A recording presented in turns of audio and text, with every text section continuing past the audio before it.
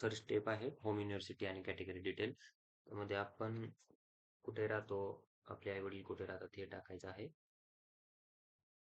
त्यामध्ये आता ह्या कॅन्डिडेट टाईप डी होतं, त्यामुळं आई-वडील रिटायर झाल्यानंतर कुठे राहतात आणि त्यांचा तालुका आणि जिल्हा कोणता आहे तो निवडायचा आहे.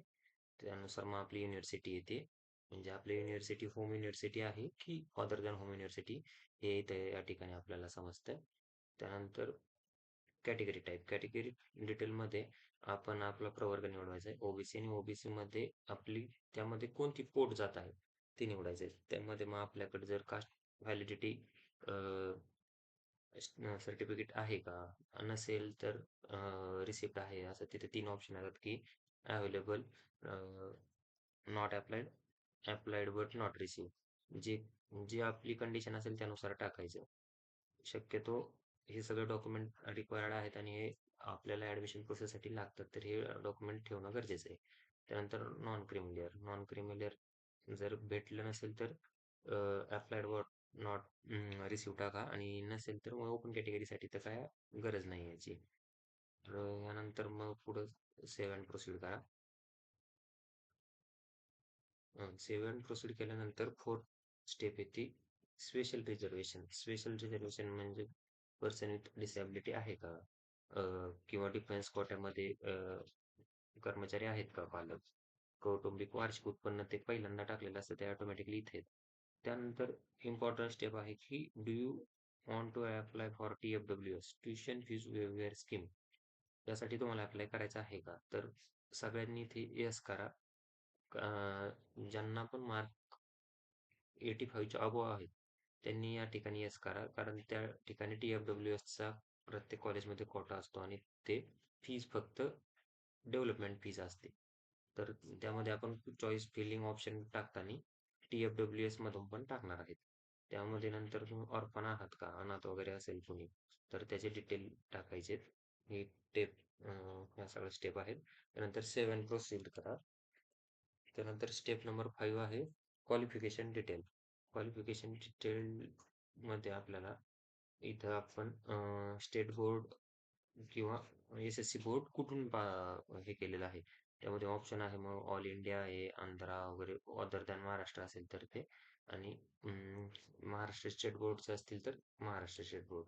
त्यानंतर पासिंग इयर गॅप असेल तर 2023 असू शकतं. रेग्युलर आहे 2024 10वीचं इयर्स आहे. त्यानंतर इथे नंबर वगैरे टाकायचा आणि आपल्या बाकीच्या डिटेल इथं फुलफिल करायच्यात. 10th मार्क किती होते आउट ऑफ 100, सायन्सला किती होते, इंग्लिशला किती होते आणि एकूण ॲग्रीगेट जे टोटल मार्क आहेत ते पण टाकायचे. इकडे पर्सेंटेज ऑटोमॅटिकली शो होतात. त्यानंतर HSC मार्क म्हणजे 12वीला मार्क तुम्हाला किती होते. तुम्ही म्हणजे ॲडमिशन कशा थ्रू घेताय? 12वीच्या बेसिसवर घेताय की डिप्लोमाच्या बेसिसवर घेताय? मग 12वीच्या बेसिसवर घेत असेल तर HSC सिलेक्ट करा. डिप्लोमाच्या बेसिसवर घेत असेल तर इंजिनिअरिंग सिलेक्ट करा. आपण 12वीचे स्थान म्हणजे आपलं इंडियामधून केलंय की बाहेर केलंय? तर आपण शक्यतो सगळे जे काही स्टुडंट आहेत ते इंडियामधून केलेलं आहे सगळ्यांनी आणि जो तुमचा 12वीचा बोर्ड होता तो कोणता होता तर महाराष्ट्र स्टेट बोर्ड. यामध्ये पण जो तुमचा बोर्ड असेल, CBSE असेल, ICSE असेल, जो कोणताही बोर्ड असेल त्यानुसार हे सिलेक्ट करायचं. त्यानंतर मग तुम्ही 12वी पासिंग इयर म्हणजे 12th कधी पास आउट झालात. 2026 रिसेंटली असेल, जर गॅप असेल तर 2025-24 जो काय असेल ते. त्याच्यानंतर तुमचं इथे सीट नंबर टाकायचा आहे. त्यानंतर मदर नेम टाकायचं आणि 12वीच्या ज्या मार्कशीटवरचे जसं नाव आहे तसं एक्झॅक्ट नाव टाका. इथे तुमचं गेट HSC डेटा म्हटलं की तो खाली डेटा ऑटोमॅटिकली येतो तो. त्यामध्ये 12वी passing year, status pass, fail असेल तर बाकी. जर क्रायटेरिया फुलफिल नसेल तर त्या सगळ्या यामध्ये गोष्टी येतात. इथे मार्क वगैरे सगळं फिजिक्सचे, मॅथ्सचे, केमिस्ट्रीचे हे ऑटोमॅटिक येतात मार्क आणि जो तुमचा इलेक्टिव्ह सब्जेक्ट आहे तो पण इथे शो होतो. आणि त्यानंतर मग सेव्ह अँड प्रोसीड म्हणा.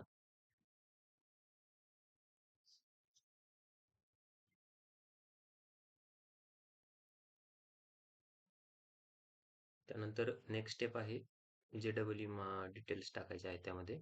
तर JEE जर तुम्ही दिली असेल तर येस करा आणि नसेल दिली तर सिम्पली नो करा.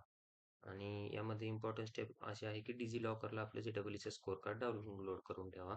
त्यासाठी पण प्रोसेस आहे.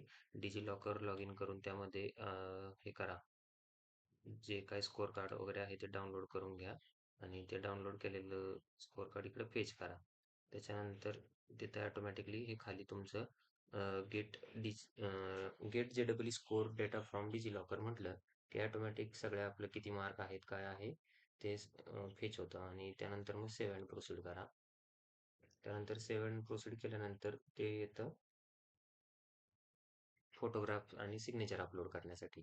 मी इथे सगळ्यात इम्पॉर्टंट गोष्ट लक्षात ठेवा, की फोटोग्राफ्स हा आणि सिग्नेचर हे लेस दॅन 4 KB टू 100 KB पाहिजे तरच ते अपलोड होते आणि गुड क्वालिटी फोटोग्राफ्स पाहिजे आणि सिग्नेचरचं आणि फोटोग्राफचं डायमेन्शन हे 3.5 सेंटीमीटर विड्थ आणि 4.5 सेंटीमीटर हाईट असंच पाहिजे. त्यासाठी ते आधीच कम्प्रेस वगैरे करून ठेवा म्हणजे ते फोटोग्राफ अपलोड करायला त्रास होत नाही. त्यानंतर मग फोटोग्राफ ज्यावेळेस अपलोड करायचा तेव्हा फोटोग्राफ हे करा, ऑप्शन इथे दिसतोय ओपनमध्ये जा, ओपनमध्ये जाऊन अपलोड करा. अपलोड केल्यानंतर आपला फोटोग्राफ इथे दिसेल. त्यानंतर सेम प्रोसेस सिग्नेचरसाठी वरती जा, सिग्नेचरवर गेल्यानंतर इथे ओपनमध्ये जी काही आपली सिग्नेचर असेल ती अपलोड करा. त्यानंतर हे इथे दिसेल. त्यासाठी फक्त एक व्यवस्थित फॉर्मॅट वगैरे पाहिजे आणि ते जर फॉर्मॅट नसेल तर मग थोडा प्रॉब्लेम येऊ शकतो. त्यासाठी आधीच रिसाईज करून ठेवा किंवा कॉम्प्रेस करून ठेवा. त्यानंतर हे सगळं झाल्यानंतर पुढची स्टेप आहे की अपलोड रिक्वायर्ड डॉक्युमेंट आणि आत्तापर्यंत म्हणजे ह्या स्टेपला थोडा प्रॉब्लेम येतोय की डॉक्युमेंट वगैरे अपलोड केले की पुन्हा पहिल्यापासून सुरुवात होतीये किंवा साईडला लोड वगैरे येतोय त्यामुळे हे प्रॉब्लेम येतात. तर ज्याचं कोणाचं होत असेल त्यांनी इथे इंडियन नॅशनॅलिटी अपलोड करायची आहे. अपलोडवर जायचं इथं अपलोड ओपन डॉक्युमेंट म्हणून अपलोड करायचे. अपलोड झाल्यानंतर ते इकडे शो होईल. डॉक्युमेंट अपलोड करताना एक गोष्ट लक्षात ठेवायची, फॉर्मॅट त्याचं PDF, JPG आणि PNG मध्येच पाहिजे आणि त्याची साईज ही 500 KB पेक्षा जास्त नको आणि डॉक्युमेंट क्लिअरली दिसले पाहिजे. जर नाही क्लिअरली दिसले तर ते रिटर्न येऊ शकतात. त्यामध्ये आपल्याला मग इंडियन नॅशनॅलिटी आणि डॉमिसाईल अपलोड करायचे. त्यामध्ये त्यानंतर अजून हा सेकंड ऑप्शन गव्हर्नमेंट एम्प्लॉई असल्यामुळं येतोय. तो ओपन कॅटेगरी किंवा बाकीच्या मुलांना येणार नाही. त्यानंतर कास्ट सर्टिफिकेट अपलोड करायचे. त्यानंतर कास्ट व्हॅलिडिटी अपलोड करायचे. नॉन क्रिमिलियर अपलोड करायचे. त्यानंतर इन्कम सर्टिफिकेट जे 8 लाखाच्या पेक्षा कमी आहे ते इन्कम सर्टिफिकेट या ठिकाणी अपलोड करायचे. त्यानंतर state of mark certificate passing HSC marksheet, HSC आणि SSC दोन्ही मार्कशीट या ठिकाणी अपलोड करायचे. JEE स्कोअर कार्ड इथे या ठिकाणी अपलोड करायचे. त्यानंतर MST CETचं PCM ग्रुपचं स्कोअर कार्ड या ठिकाणी अपलोड करायचे आणि इम्पॉर्टंट स्टेप म्हणजे अपार ID डॉक्युमेंट या ठिकाणी अपलोड केल्यानंतर या सगळ्या गोष्टी इथे अपलोड करतील. इथे आपल्याला व्ह्यूमध्ये दिसतील. जर काही चुकीचं वाटत असेल, चुकून एखादं दुसरं डॉक्युमेंट अपलोड झालं असेल तर इथं एडिटमध्ये ते डिलीट करतात आणि परत अपलोड करा. त्यानंतर सेव्ह अँड प्रोसीड म्हणा. सेव्ह अँड प्रोसीड केल्यानंतर आपल्याला पेमेंटची स्लाईड दिसेल आणि पेमेंटच्या स्लाईडवर आपल्याला पेमेंट करायचं आहे आणि या ठिकाणी आपला ॲप्लिकेशन फॉर्म कंप्लीट होतो. Thank you.